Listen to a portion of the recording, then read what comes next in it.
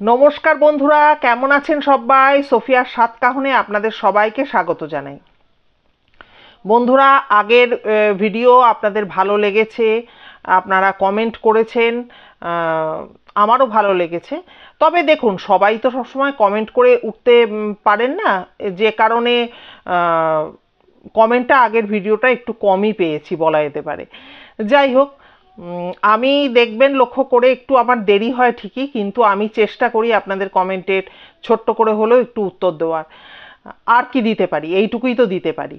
তো যাই হোক, আজকে যে ঘটনাটা বলতে চলেছি, ঘটনাটা কিন্তু কেউ স্কিপ করবেন না, পুরোটা শুনবেন। আমি অনেক ঘটনা শুনেছি, কিন্তু এরকম ঘটনা কিন্তু আমি শুনিনি। হ্যাঁ, আর সত্যি কথা বলতে কি, আমি যার ঘটনাটা বলতে আজকে চলেছি তার নাম গোপাল পাল। বাঁকুড়ার আমার সেই ভাই ঘটনাটি পাঠিয়েছে। এবং গোপালের ঘটনার মধ্যে এত অদ্ভুত অদ্ভুত বৈচিত্র্য, সেটা শুধু আমাকেই যে ভাবিয়েছে তা নয়, আপনারাও যারা নিয়মিত শোনেন ভিডিওগুলো, আপনাদের কমেন্ট দেখেও বুঝতে পারি যে গোপালের বলা, গোপাল যে শেয়ার করে যে ভিডিওগুলো, সেগুলো আপনাদেরও খুব ভালো লাগে। তো যাই হোক, ও তো ওর শতব্যস্ততার মধ্যে দিয়ে, ও তো নিজে একজন স্বর্ণশিল্পী, শতব্যস্ততার মধ্যে দিয়েও কিন্তু ও চেষ্টা করে যাতে চ্যানেলের সবাইয়ের সাথে ঘটনাটি শেয়ার করা যায়। সেই চেষ্টা থেকেই ও পাঠায় আর কি। তা যাই হোক, এবং আমায় বলেছে লাস্ট দিনে, দিদি আমি কিন্তু কমেন্টগুলো পড়ি। হ্যাঁ, তা ও যখন শোনে বা পড়ে ওরও ভালো লাগে যে আপনাদের পছন্দ হচ্ছে ঘটনাটা। যাই হোক, আজকের ঘটনা ভারী অদ্ভুত ঘটনা, শুনুন তাহলে। গোপাল যখন দুর্গাপুরে কাজ করে, আমি তো বলেইছি ওর মানে দুর্গাপুরে জীবনের অনেকটা সময় ওই সোনার দোকানেও কাজ করত। তা দুর্গাপুরে যখন ও কাজ করত, তখন একজন জ্যোতিষী ছিলেন যার নাম ছিল হচ্ছে চিরঞ্জিত বাবু। তা ওই চিরঞ্জিত বাবু ওনার সাথে গোপালের আলাপ ছিল। কিভাবে আলাপ ছিল? গোপালদের দোকানে ওই জ্যোতিষী যিনি আর কি, যার কথা বলছি, উনি যে বিভিন্ন স্টোন দিতেন, স্টোনগুলো বাঁধাই করবার জন্য উনি সাজেস্ট করতেন। ওনার যারা ক্লায়েন্ট বা ওনার কাছে যারা হাত দেখাতে আসতো তাদেরকে বলতেন যে এই দোকানটি থেকে করাবেন, এরা তাহলে কোনো রকম যে পাথর পরিবর্তন করে দেওয়া বা কোনো রকম কিছু, মানে সব শ্যাকরা তো সমান হয় না, বা সব দোকানও সমান হয় না, শ্যাকরাদের এতটুকু ছোট না করে বলছি। তা যাই হোক, আপনাদের কোনো বড় কোনো ক্ষতি হবে না, এই দোকান থেকে আপনারা স্টোনগুলো বাধাই করাতে পারবেন, বা কিছু বানাবার জন্য থাকলে সেখানে বানাতে পারবেন। এবার বলে রাখি, এই যে মনে করুন চিরঞ্জিত বাবু যার কথা বলছি, উনি দুর্গাপুরের একটি গ্রাফাইট কোম্পানিতে চাকরি করতেন। তা এই ভদ্রলোক যেমন ছিলেন হ্যান্ডসাম, আর গোপাল বলেছে একটা লাল রঙের রাজদূত ওনার গাড়ি ছিল, ওই গাড়িটা চেপে তিনি আসতেন। শুধু তাই নয়, ভদ্রলোক ভীষণ শিক্ষিত ছিলেন। এবং উনি না অবসর মানে অন্য সময়, যে সময়টা উনি হাত দেখতেন না বা অন্য নিজের থেকে সময় বার করে উনি না টিউশন পড়াতেন। তা এইভাবে উনি মানে ব্যাপারটা চলছিল। তা একদিনকার একটি ঘটনা উনি গোপালকে বলেছিলেন, সেই ঘটনাটাই চলুন এখন শুনে নিই। তো ওই চিরঞ্জিত বাবু একবার ওই, উনি না দুপুর দুপুর টাইমে ওই গোপালদের দোকানে আসতো। তা উনি একবার এরকম দুপুর দুপুর সময় এসছেন, আর সাথে মিতা বলে একটি মেয়ে এসছে, আর ওর মিতার বাবা আর মা সবাই তিনজনে মিলে এসছে। তা এসে নিয়ে ওই গোপালদের দোকানে একটা ওনারা করতে দিয়েছেন হচ্ছে, ও গোপাল যেটাকে বলেছে আমলেট চেন, যেটাকে বলা হয়, দেখবেন আমরা যারা মহিলারা আছি বা পুরুষরা অনেক সময় হাতের এই জায়গাটায়, ঠিক এই জায়গাটাতে একটা চিকলি চিকলি চিকলি করা, হ্যাঁ, ওই একটা রিং রিং রিং রিং করে নিয়ে, যেটা আর কি জুড়ে নিয়ে কোনো রকম পাথর বলুন, কবচ বলুন, সেগুলো পরানো হয়। তা ওইরকম একটা আমলেট চেন তো ওনারা বানাতে দিয়েছিলেন। তা এবারে এসছেন, ওই চেনটার মধ্যে মেয়েটির গলায় লাল কারে একটি কবচ ছিল। কবচটির নাম বলে আপনারা অনেকেই চিনতে পারবেন, যার নাম হচ্ছে মহামৃত্যুঞ্জয় কবচ। তা ওই কবচটি হচ্ছে ওই চেনটির মধ্যে ফিট করে দেওয়া হবে এবং মেয়েটি পড়বে। তা তখন যখন আর কি এবার তো যে শ্যাকরা তার হাতে তো কবচটা বা স্টোন থাকলে স্টোন দিতে হবে, তবে তো সে তৈরি করবে। এবারে তখন কিন্তু মেয়েটির বাবা বলে যে এই কবচটি তো পুরো শোধন করা আছে, তা এই কবচটি কিন্তু ওইভাবে গোপালকে বলে যে তোমার হাতে আমরা দিতে পারবো না। তখন গোপাল বলে যে আমায় তো একটুক্ষণের জন্য হলেও দিতে হবে, কারণ না দিলে পর আমি ওটাকে আটকাবো কি করে চেনের মধ্যে। মানে ধরুন একটা এরকম একটা লম্বা চেন, মধ্যেখানে এই মাঝখানে দুটো আংটা মতো আছে, যেটাও প্লাস দিয়ে চিপে ওইটা ফিক্সড করে দেবে। তখন বলছে যে না, এটা তো দেওয়া যাবে না, এটা তো কবচটা তো ওইভাবে হবে না, আর মাটিতে ঠেকানো যাবে না কবচটাকে। তাহলে মানে এতটাই পাওয়ারফুল কবচ, কিন্তু ওটা যদি মাটিতে বা ভূমিতে টাচ করে তাহলে কবচটার পুরো কিন্তু কার্যক্ষমতা, মানে কবচটা যে কাজের জন্য নেওয়া সেটা পুরো নষ্ট হয়ে যাবে। তখন গোপাল বলে তাহলে তো হবে না, এটা তো একটুক্ষণের জন্য দিতেই হবে। তখন বলেছে তোমার কতক্ষণ লাগবে? বলে 1-2 মিনিটই লাগবে এরকম। তখন বলেছে যে তাহলে এক কাজ করা হোক, ওই মেয়েটি, মানে মেয়েটি কবচটা ধারণ করে আছে, ওই মেয়েটি তাহলে তোমাকে ছুঁয়ে থাকবে, মানে গোপালকে বলেছে। গোপাল ওটা লাগাবে, কিন্তু মেয়েটি কিন্তু গোপালকে টাচ করে থাকবে।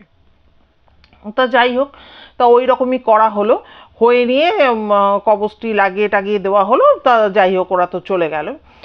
এরপর কিন্তু আসল ঘটনায় আসি। তা ওরকম চিরঞ্জিত বাবু মাঝে মধ্যেই তো আসতেন, গোপাল চিরঞ্জিত দা বলে, মাঝে মধ্যেই আসতেন। একবার গোপাল মানে এই ঘটনার পর চিরঞ্জিত দা ওই দোকানে এসছেন। তা গোপাল জিজ্ঞাসা করছে যে দাদা, এই যে কবচটা, এটা যদি সেদিনকে ওরকমভাবে মেয়েটা আমাকে ধরে রইলো কেন? কি হতো যদি মেয়েটা কবচটা আমাকে দিয়ে দিত, তাহলে কি হতো? তখন চিরঞ্জিত দা পুরো ঘটনাটি গোপালকে খুলে বলে। বলে যে দেখো, এই যে যেটা আর কি কবচটা, এই কবচটা তো খুব পাওয়ারফুল একটা কবচ। যে ব্রাহ্মণ, এই কবচের নিয়ম হচ্ছে যে ব্রাহ্মণ কবচটি ঠিক মতো যদি সে তৈরি করতে পারে, তাহলে নিয়ম অনুযায়ী সেই ব্রাহ্মণই কিন্তু কবচটিকে পরিয়ে দেবে, কবচটিকে পরিয়ে দেবে, এবং তারপরে কিন্তু ওই কবচটি আর কোনোভাবে খোলা যাবে না। তা ওই জন্যই এই মানে মেয়েটি ধরেছিল।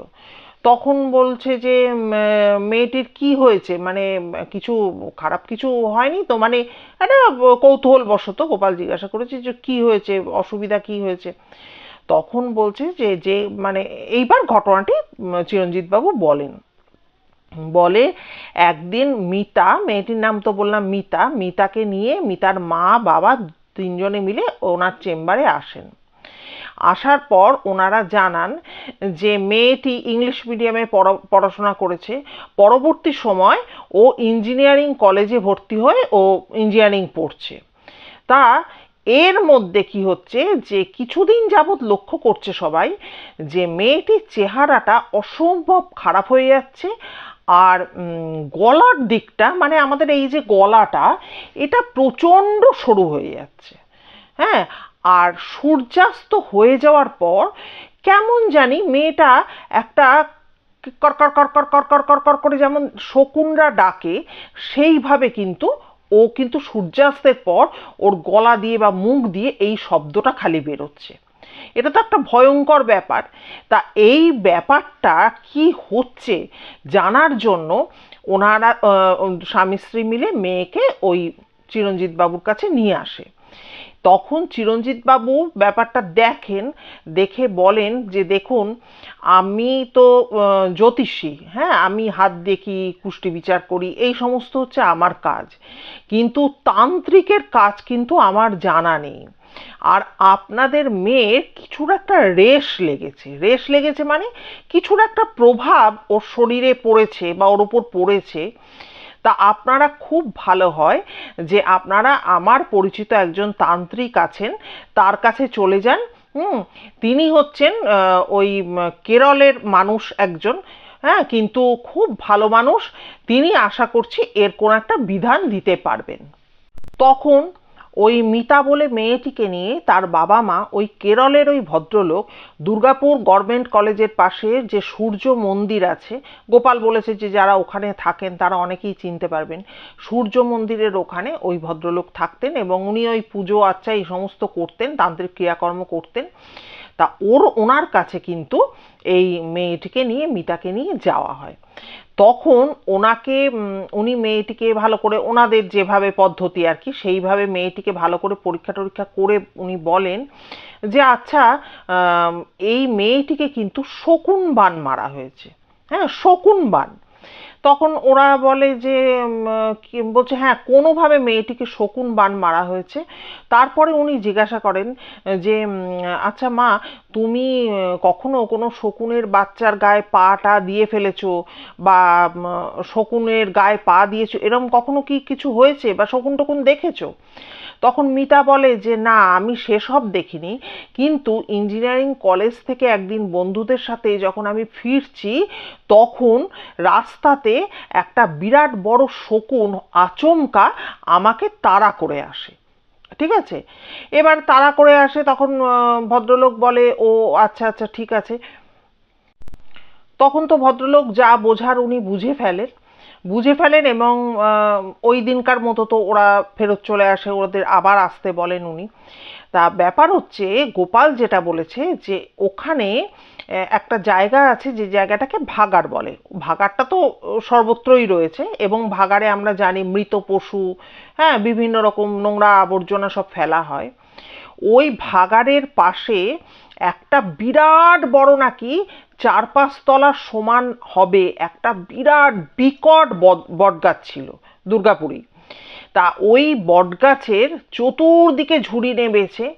তা গোপালরা ছোটবেলায় দেখতো মাঝে মধ্যে যে ওইখানে, বাচ্চা ছেলে তো, ওইখানে শকুনরা বাসা করেছে, হ্যাঁ, শকুনরা ওই বাসায় ডিম পাড়ে, এগুলো ওরা খেয়াল করতো। তা আমাকে যেটা জানিয়েছে যে দিদি, মাঝে মধ্যে আমরা দেখতাম বিভিন্ন ফকির সাহেব যারা আছেন ওরা না এসে তত্তর করে না ওরা গাছে উঠে ওই শকুনের বাসার মধ্যে থেকে কিছু একটা নিত। হুম। তা এদের তো, এরা ছোট, এরা তখন জিজ্ঞাসা অনেকেই করেছে যে ওখান থেকে কি নাও তোমরা?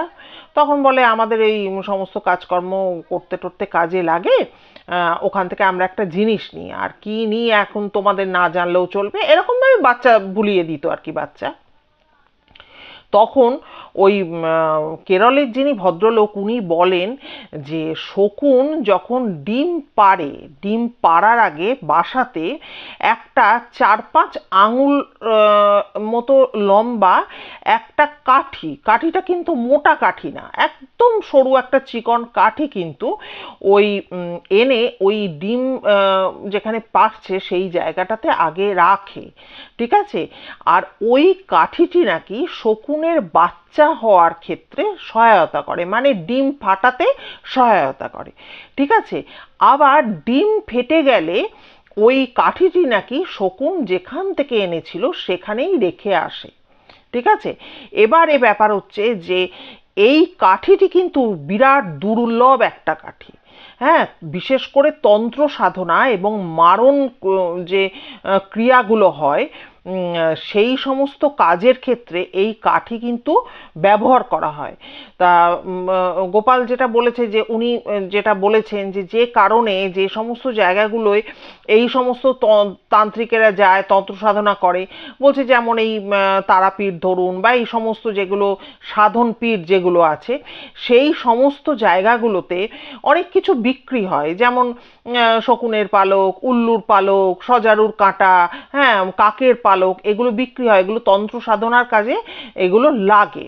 তো ওই ভদ্রলোক পরদিন যখন ওনারা আবার যায় মিতা তার বাবা মার সাথে, তখন যেটা জানিয়েছেন যে শকুন যখন ওই মানে তার ঠোঁটের মধ্যে করে ওই কাঠিটি নিয়ে উড়ে যাচ্ছিল, তার মানে কাঠিটির প্রয়োজন তার ফুরিয়ে গেছে, কাঠিটি নিয়ে যখন উড়ে সেই জায়গা, নির্দিষ্ট জায়গায় আবার রাখার জন্য যাচ্ছিল, তখন কিন্তু রাস্তা দিয়ে এই মেয়েগুলি হেঁটে যাচ্ছিল এবং ওর মুখ থেকে কোনোভাবে কিন্তু ওই কাঠিটি রাস্তায় পড়ে যায়।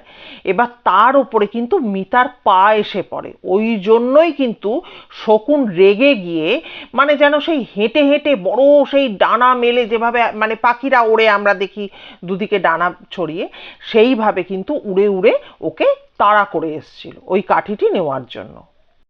এরপরে তো ওর তো সেই দোষটি কাটানো শুরু হয়। হ্যাঁ, এবারে দোষ কাটানোর জন্য ওই কেরলের যিনি আর কি তান্ত্রিক ভদ্রলোক উনি বলেন যে এই দোষ কাটানো কিন্তু ভীষণ কঠিন। হ্যাঁ, এর জন্য অনেক কিছু কর্মকাণ্ড করতে হবে। যেমন হচ্ছে সূর্য প্রত্যেক দিন মানে 41 দিন সূর্য ডোবার পর এবং সূর্য উদয়ের পর এসে নিয়ে প্রতিদিন 41 দিন ধরে হোম যজ্ঞ করে এখানে পুজো অর্চনা সমস্ত করতে হবে। তার সাথে সাথে আরও কিন্তু কিছু জিনিস উনি বলেছিলেন যেগুলো প্রয়োজন ছিল। তার মধ্যে প্রচণ্ড একটা জিনিস মানে কঠিন জিনিস উনি যেটা চান, বলল এই জিনিসটি না পেলে কিন্তু মিতাকে বাঁচানো সম্ভব হবে না এবং এই দোষ কাটানো সম্ভব হবে না। গোপাল যেটা জানিয়েছে যে উনি কি চেয়েছিলেন যে ধরুন একটা আমরা দেখি না একটা গাছকে জড়িয়ে ধরে একটা লতা উঠছে, লতানে গাছ যাকে আমরা বলি, লতা উঠছে। এবারে সাধারণত লতাগুলো যখন পেঁচিয়ে পেঁচিয়ে ওঠে তখন ডান দিক থেকে বাম দিকে পেঁচায়, ঠিক আছে? কিন্তু এই সমস্ত গাছগুলো সাধারণত এই ফরেস্ট জঙ্গল ফঙ্গল এইসব জায়গায় দেখতে পাওয়া যায়। এই গাছটি উনি যেটা দাবি করেছিলেন যে একটা দণ্ড বা একটা গাছের গায়ে যে গাছটি উঠছে তার প্যাঁচগুলো হবে বাঁ দিক থেকে ডান দিকে, এবং এটা একদম ন্যাচারাল হতে হবে। এই নয় যে তুমি গাছটাকে খুলে নিয়ে তুমি বাঁ দিক দিয়ে জড়িয়ে দিলে, তা কিন্তু করলে চলবে না। ন্যাচারালভাবে যেটা বাঁ দিক থেকে ডান দিকে উঠেছে এই রকম গাছ, সেই গাছটি 7টি আমাবস্যা দেখেছে এমনই গাছ হতে হবে এবং এর 2.5 প্যাঁচ কেটে নিয়ে আসতে হবে, তবেই কিন্তু এই মেয়েকে বাঁচানো সম্ভব হবে। এবার তো মিতার বাবা প্রচণ্ড চিন্তাভাবনায় পড়ে যান যে আমি কি করে এরকম গাছ আমি জোগাড় করব। তখন চিরঞ্জিত বাবুও উনি অনেকটা সাহায্য করেছিলেন। উনিও কিন্তু তখন বলেন যে আপনি চিন্তা করবেন না, আমি খোঁজ খবর নিচ্ছি। তো অবশেষে ওই রকম গাছ কিন্তু পাওয়া যায় এবং তারপর থেকে কিন্তু আস্তে আস্তে আস্তে আস্তে মিতা কিন্তু সুস্থতার দিকে এগিয়ে যায়। কিন্তু যে সময় যেই 41 দিন ধরে যে কর্মকাণ্ড চলছিল সেই সময় চিরঞ্জিত দা গোপালকে বলে, গোপাল তুই জানিস না ঘরের মধ্যে এই সূর্য ডুবে গেছে, এই সময় হয়তো উনি গেছেন, বলে সেই পুরো মনে হচ্ছে শকুন ডাকছে, কড়কর কড়কর কড়কর করে গলায় সেই আওয়াজ করছে, চোখ বেরিয়ে আসছে। এবং গোপালকে বলেছে যে আমাদের দুটো ভুরুর মাঝে, অনেকের জোড়া ভুরু হয় কিন্তু অনেক মানুষেরই আবার হয় যে যেমন আমার ভুরু দুটো দেখছেন মধ্যেখানে গ্যাপ, তা ওর নাকি ওই ভুরু দুটো পুরো জুড়ে গেছিল এবং শরীরে প্রচুর লোম গজিয়েছিল, যেটাকে আমরা পশম বলি। হ্যাঁ, প্রচুর লোম গজিয়েছিল।